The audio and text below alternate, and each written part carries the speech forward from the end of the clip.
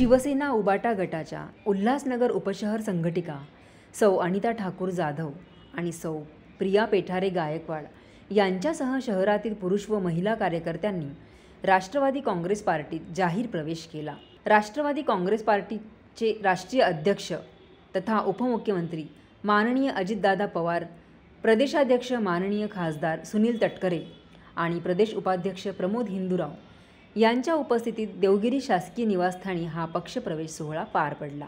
उल्हासनगर शहरात पक्ष संघटना अधिक बळकट करण्यासाठी मोलाचं मार्गदर्शन लाभेल असा विश्वास व्यक्त करत पक्षश्रेष्ठींनी सर्वांना पुढील वाटचालीसाठी शुभेच्छा दिल्या।